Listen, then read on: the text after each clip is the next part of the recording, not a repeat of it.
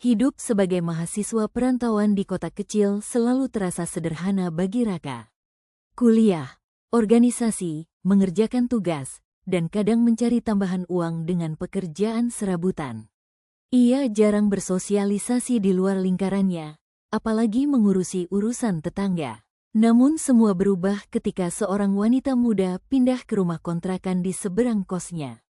Namanya Mira. Janda muda berusia 32 tahun dengan wajah yang memancarkan ketenangan sekaligus misteri. Tubuhnya ramping terawat, sikapnya santun, dan matanya menyimpan sesuatu yang sulit ditebak.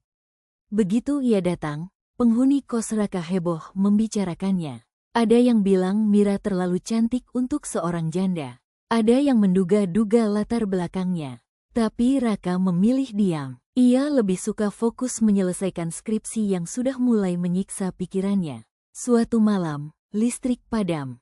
Seluruh blok gelap gulita, hujan deras mengguyur, dan suara petir menggelegar. Raka yang sedang mengetik skripsi hanya bisa menghela napas. Laptopnya sudah lowbat, dan ia butuh udara segar. Ia memutuskan keluar ke teras kos, memandangi rintik hujan yang jatuh dari atap. Di seberang jalan, samar-samar terlihat cahaya senter dari rumah kontrakan Mira. Wanita itu berdiri di teras, mengenakan kaos panjang dan kardigan tipis. Senyumnya muncul begitu melihat Raka. "Mas Raka, listrik di kos juga mati." "Ya," suaranya lembut, sedikit bergetar karena dingin. "Iya, Mbak, kayaknya satu blok padam," jawab Raka. Hujan semakin deras. Mira menatap jalan yang mulai tergenang lalu berkata, "Kalau kedinginan di luar, sini aja Mas, numpang duduk di teras. Aku bikin kopi hangat." Raka sempat ragu. Bagaimanapun, ia jarang berbincang dengan tetangga, apalagi seorang wanita. Tapi ada sesuatu pada cara Mira menatapnya malam itu, membuatnya tak kuasa menolak. Ia akhirnya melangkah melintasi jalan yang basah, masuk ke halaman rumah kontrakan itu. Ruang tamu sederhana namun terasa hangat. Aroma kopi bercampur bau hujan membuat Raka sedikit rileks. Mira menyodorkan secangkir kopi panas, lalu duduk di seberangnya.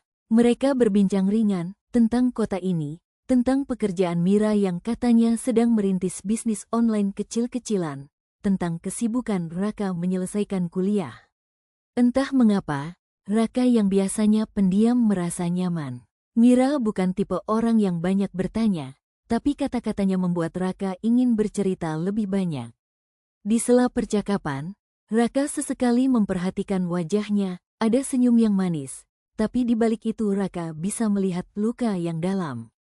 "Kadang, kesepian itu yang paling berat," ucap Mira pelan. "Sejak suami meninggal 2 tahun lalu, rasanya semua jadi berbeda." Raka hanya bisa mengangguk. Ia tak ingin memberi komentar yang salah.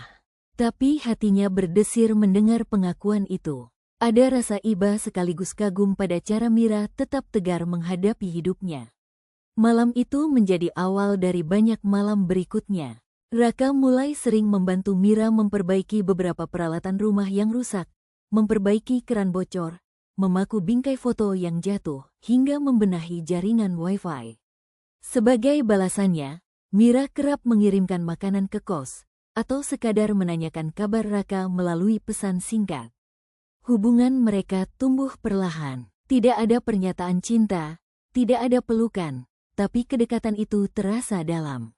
Raka sering memergoki dirinya tersenyum sendiri setiap kali menerima pesan singkat dari Mira.